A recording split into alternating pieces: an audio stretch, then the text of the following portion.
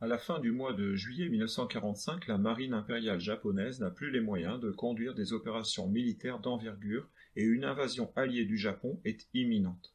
Alors qu'il affirme publiquement son intention de lutter jusqu'au bout, le Conseil suprême pour la direction de la guerre, qui rassemble les 6 membres les plus importants du gouvernement japonais, on les appelle aussi simplement les 6 grands, envisage d'entamer des négociations auprès de l'URSS, qui est resté neutre dans le conflit qui oppose le Japon aux Alliés.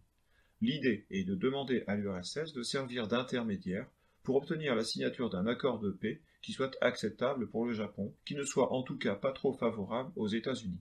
Pourtant, à cette époque, l'URSS prépare son attaque de la Mandchourie conformément aux promesses faites aux Alliés lors des conférences interalliées de Téhéran et de Yalta. Le 29 juillet, le Japon rejette l'ultimatum qui lui a été fait par la conférence de Potsdam.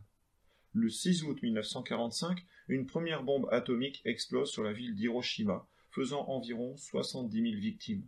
Dans la soirée du 8 août, l'URSS déclare la guerre au Japon et envahit la Mandchourie le 9 août. Le même jour, une seconde bombe atomique explose sur la ville de Nagasaki.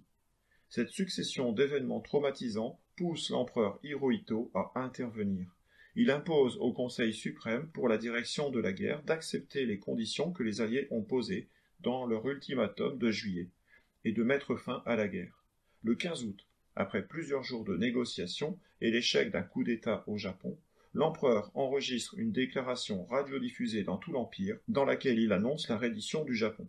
L'occupation du Japon par les Alliés commence dès le 28 août. C'est le 2 septembre 1945 que la cérémonie de capitulation a lieu à bord du cuirassé américain Missouri. C'est la fin de la bataille du Pacifique, c'est la fin de la Seconde Guerre mondiale.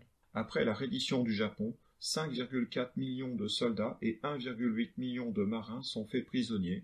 Il faut les encadrer et les approvisionner. Les destructions et la grave famine de 1946 compliquent les efforts des Alliés pour alimenter à la fois les prisonniers de guerre et les civils. La guerre est officiellement terminée le 28 avril 1952 avec la signature du traité de San Francisco. La paix n'est signée entre le Japon et l'URSS qu'en 1956. Pourtant, certains soldats japonais isolés n'ont pas été informés de la fin de la guerre ou ont cru à de la propagande ennemie, en particulier sur certaines petites îles. Le dernier de ces soldats connus est sorti de sa retraite en Indonésie en décembre 1974 seulement.